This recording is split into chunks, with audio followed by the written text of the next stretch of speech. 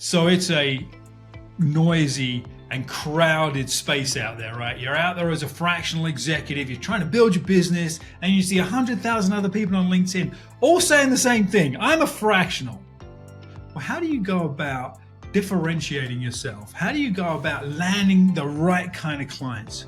Well, on this episode of the Fractional Pros, we're going to talk about how do you position yourself as a visible expert. It's the foundation for a successful business.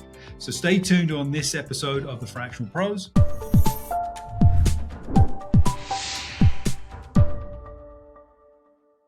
So Atiba, welcome to this episode of the Fractional Pros. Dude, I'm ready.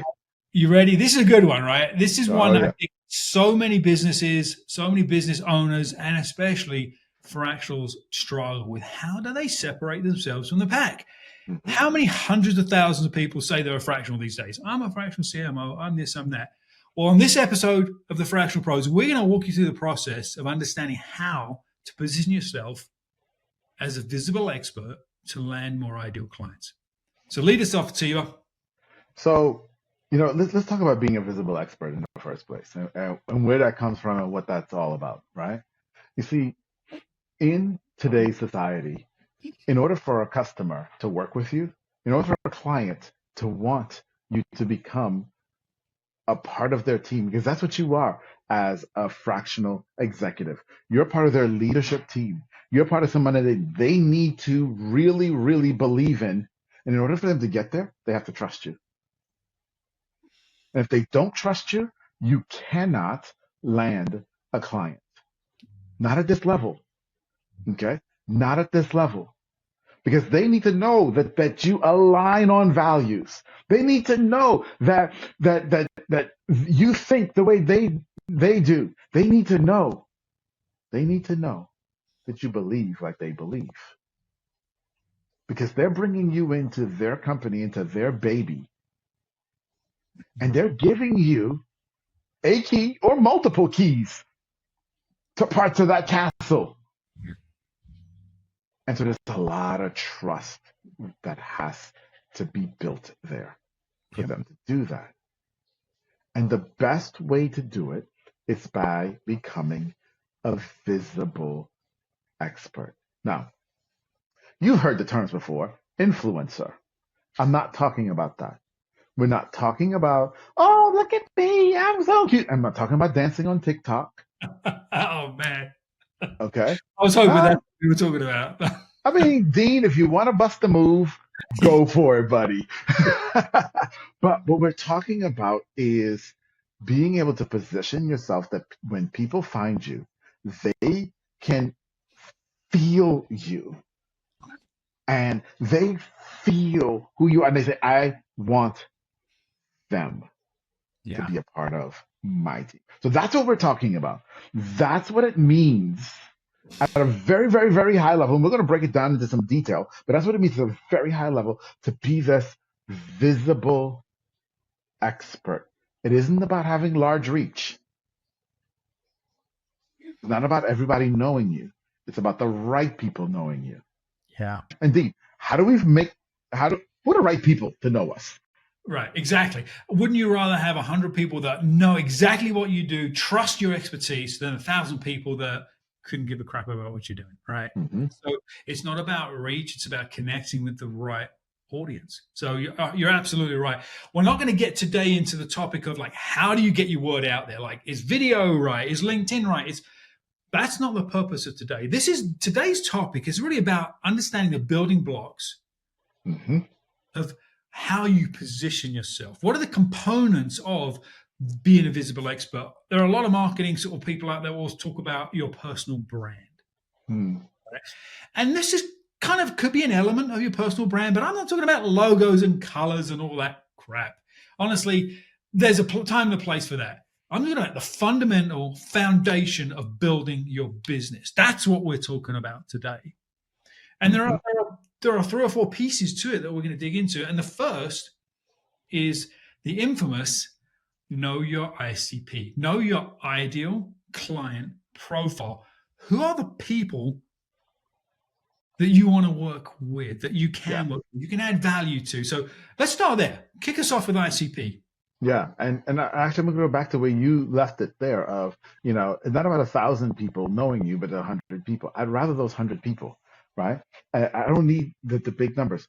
I want to know that these 100 people are the 100 people that I would absolutely want to work with. Now, here's what we're talking about with that. What we're talking about with that is when you wake up in the morning, there are some clients that make you want to stay in bed.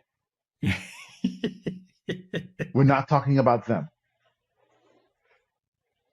And then there are some clients that you want to leap out of bed to go serve. We're talking about them. Them, your people. Yeah. Okay. The ones that you get excited about, the ones that you can do a great job for, and they appreciate the job that you do for them, and you have awesome outcomes for them, short and long term, in the relationship that you're building with them. Okay. You see, those are your ideal customers. Those are the ones that make you happy to be a fractional executive. It isn't about paying the bills. It's not about paying the bills. It's about having and building the business that you want and working with the people that bring and fuel you, the excitement in you, the love of what you do in you. Those are your ideal customers. Now, that's not every customer.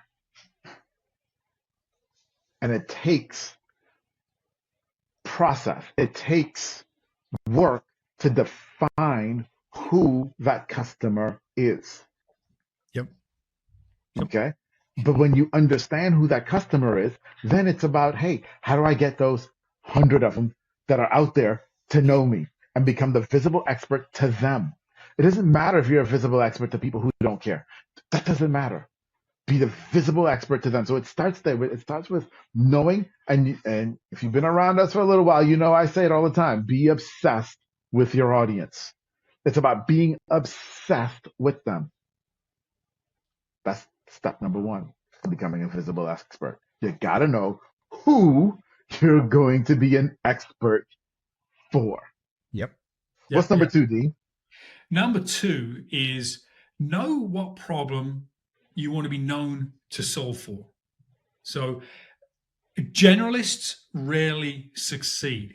Specialists get to charge a higher ticket and solve specific problems. So what is that specific problem you can solve for that known particular market, You mean right? like I'm making more money? Is that specific enough? Make more money. Not close enough. Not close enough. We need Oh, to work with that, man. Or I'm a CFO for manufacturers. So manufacturers, that's obviously way too vague. That's not your ICP. That's just an industry term, right? And being a CFO, you're hoping that that infers the problems you solve when people hear that you're a CFO. It doesn't. mm-hmm. The likelihood of somebody hiring you as a fractional CFO is that they've probably never hired a CFO before. So how the heck are they supposed to know the specific problems that you can help solve for? So that's the next piece of being obsessed, is being obsessed with your skills and your experience and your expertise around solving a particular problem for your ICP. Yeah, yeah. That's huge, man. Um, because so now we know who we want to serve. We know what we're going to solve for them. And then this next piece, the third piece, right, is a bit of the how, is the proprietary process. Yeah. You see, I know what you're thinking. You're thinking, oh my gosh, everyone's solving the problem that I'm solving. Why would anybody hire me? And that's imposter syndrome talking. And you heard Dean mention the term just now, the expertise. You have the expertise at solving this problem. And I guarantee you, in that expertise of solving this problem, you've also figured out ways that you solve this problem that others don't do, that make you more successful than other people because of the way you do it. Okay? That, my friend, is your proprietary process. Yep. Now, here's the thing. Here's the thing. It doesn't mean that the whole thing has to be different. Your proprietary process just means one piece of it, one piece of the entire process needs to be different. That's unique to you and unique to the outcomes that you get. Yeah. Yep. You, right? And That's right. so that's the third piece. So we know who we serve, our ideal customer. We know the problem we solve for them. And then we can go to them and say, hey, I have a proprietary way, which means only me. No one else. This is when Dean said when you're a specialist, you can charge the premium price. Guess what? If only I can solve this problem in this way, guess what? I have no competition and I can charge whatever I want for it because there is no competition. You cannot be compared to. Exactly. Okay. And that's the beauty of having a proprietary process. Yeah. And oh, by the way, when you have a proprietary process, you got to give it a cool name. I was going to say, give it an identity. Exactly. We should do a whole episode on how to create your proprietary process. That's not today. But yeah, give it an identity. Give it a uniqueness. That on itself will make it stand out. Mm-hmm. Right? How many other leaders, executives, coaches, consultants say, I have a process. And they kind of lay out this generic roadmap. And you know what? I could Google it and come up with, or AI it, right? And come up with a better process than that. And it's just artificial. Doesn't stand out. But when you get an identity, and that identity ties back to you and your expertise and your experience and the outcomes, it's hard to compare you. It's hard to compare you. Like, for example, I have one of my proprietary processes called Build Your Authority. Mm-hmm. Guess what? Everybody that I'm selling that to wants to do what? Build their authority. And so when they hear it, they're like, yes, that's what I want. I want to build authority. Yeah, exactly. That's it. Because it speaks to solving the problem and the outcome, both things. So let's add one more element to this. Yes, let's do it. And so the fourth element, okay, this is actually my favorite. I talk all about ICP all the time, and it is because it's the most important place to start.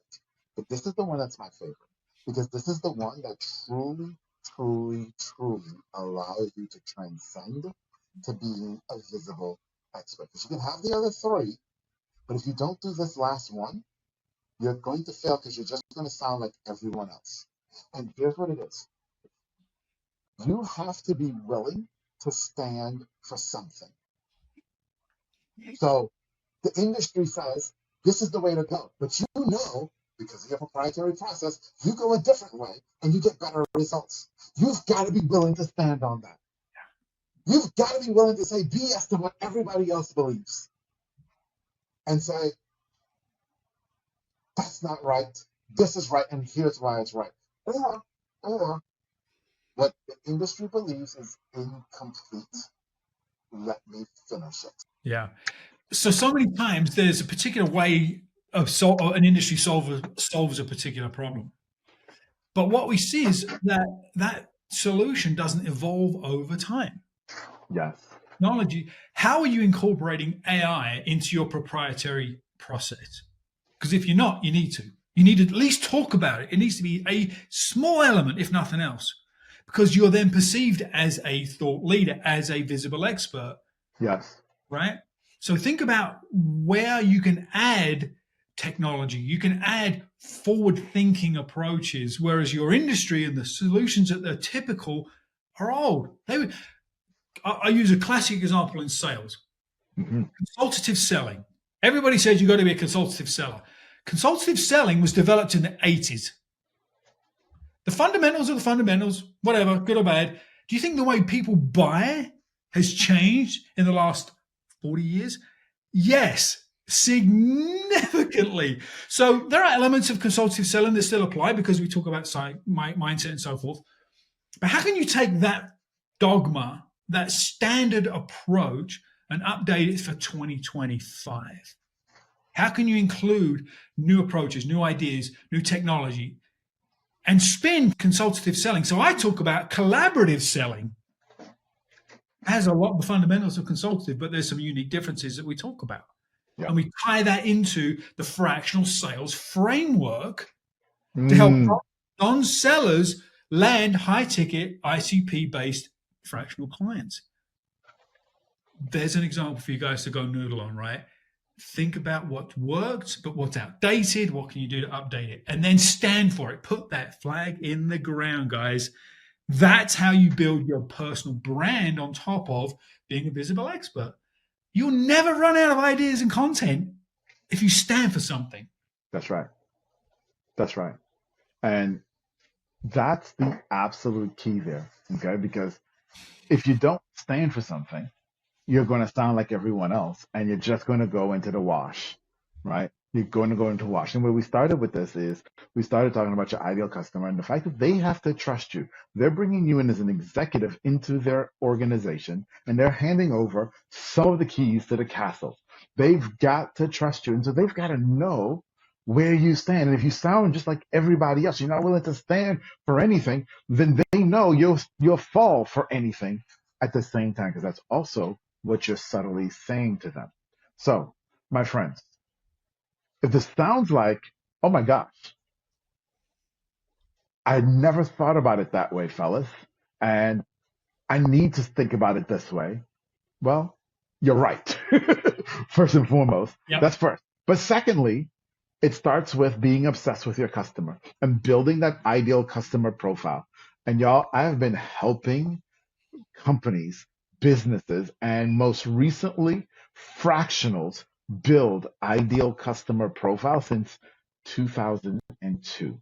Got tons of experience, and I'm doing a free web class coming up. You can go to contentcoach.social/web class to sign up for our next web class. But it starts with being obsessed with your customer. If you don't take the time to figure out who they are in true detail and become obsessed with them, none of the rest of this matters. That's right. It's the foundation. Okay. Everything is built on. 100% right. Yep. Guys, get some help. Get some help going through this process. If you're not an expert in developing ICPs and haven't done it hundreds of times, you're not an expert. Get some help. Go to Atiba's webinar. Go to his class. Get some help from him. Don't try and figure this out on your own, right? If you don't have this right, everything else is so much more difficult. So get this right first time. Yep. Hey, as always, he's Dean. I'm Atiba. We're the Fractional Pros. We'll see you next time. See you next time, guys. Bye-bye.